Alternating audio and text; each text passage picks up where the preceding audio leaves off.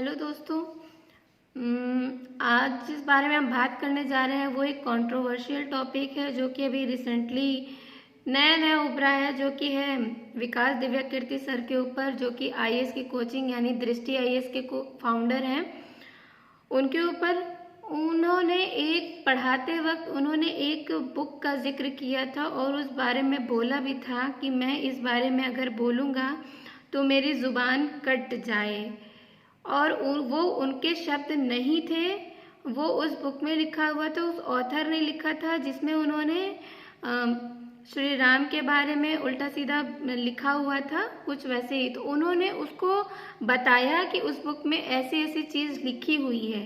तो कुछ जो यहाँ के यूट्यूबर के जो नल्ले लोग होते हैं, जिनको कोई काम नहीं होता है, वो उसमें से उन्होंने एक छोटी सी क्लिप काटी और उन्होंने डाल दिया, वायरल कर दिया। तो वो फटाक से वायरल हो गई। और जो आजकल की जो यूथ है, जो सिर्फ दिखावे पे बिलीव करती है, उसको पूरी चीज़ जाननी नहीं है, सारी चीज़ कुछ भी नहीं जानना है, और वो सीधे जा कर के जज करना शुरू कर देते हैं। बिल्कुल भी एक तो हमारे समाज में इतनी मुश्किल से हमारे समाज में टीचर मिलते हैं जो अच्छे तरीके से एक स्ट्रक्चर तैयार करते हैं, एक इंसान का स्ट्रक्चर तैयार करते हैं, जो कि अच्छे तरीके से सोचे, अच्छे तरीके से उसका माइंड डेवलप्ड हो, सारी चीज़ें हों। लेकिन एक छोटी सी क्लिप को, जो कि उनके खुद के थॉट भी नहीं थे, वो बुक थे जिसको उन्होंने बताया लोगों के, अपने बच्चों को एक्सप्लेन कर रहे थे, और उनकी वो छोटी सी क्लिप काट के इतना बड़ा इशू बना दिया कि दृष्टि आईएएस की कोचिंग को बैन करना चाहिए। मुझे लगता है कि ये वो लोग हैं जिनकी खुन्नस सिर्फ दृष्टि आईएएस कोचिंग से ही है, और इतना सा वो बस इंतजार कर रहे थे कि कुछ उनको ऐसा मिल जाए जिसकी वजह से वो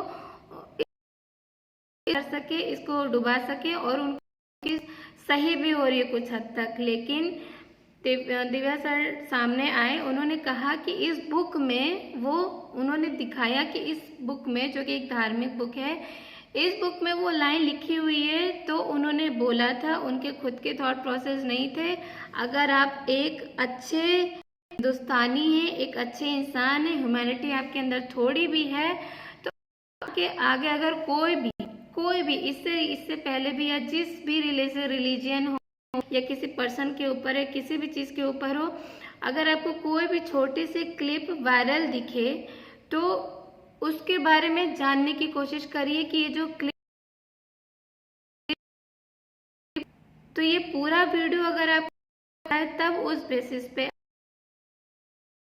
करिए, क्योंकि जब तक आप ऐसे नहीं करेंगे, ये जो बेकार बैठे हुए लोग हैं जो छोटी छोटी सी क्लिप उठा करके और आपको गलत सामने, और आप इसी तरीके से बदनाम होते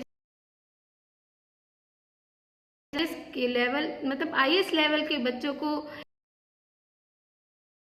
आते हैं, अच्छी चीज़ बताते हैं।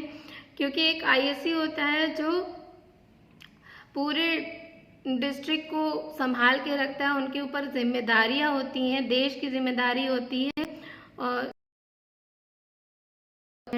हाँ, बल्कि उनका कोई थॉट प्रोसेस भी नहीं था, कुछ भी नहीं था। आप पहले हकीकत जाने, उसके बाद करिए, ताकि यही सही, लड़ने के बजाय यही सही है। क्योंकि अगर इसी तरीके से लड़ा गया ना, तो वो दिन दूर नहीं जो अभी 200 साल तक इससे पहले हुआ था, 1957 से पहले जो हम लोगों का हाल था।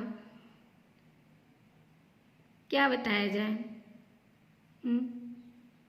1857, 1950, 200 साल तक इस तरीके, इसी चीज़ का फायदा जो हमारी बाहर की कंट्रीज है, वो इसी चीज़ का फायदा उठाती है कि हमारे इंडिया जो है ना, वो आपस में इतना ज़्यादा लड़ते रहते हैं, इसमें और फूक डालो और फूक डालो।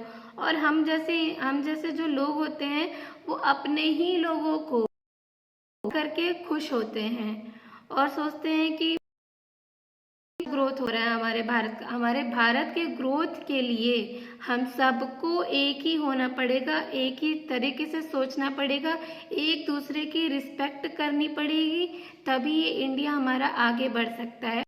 से नहीं तो और कंट्रीज देख करके ही मज़े लेंगी कि इनकी आपस में ही बनती है तो ये ग्रोथ क्या करेंगे, क्योंकि हमारा पूरा ध्यान होता है कि एक दूसरे की टांग खींचने में।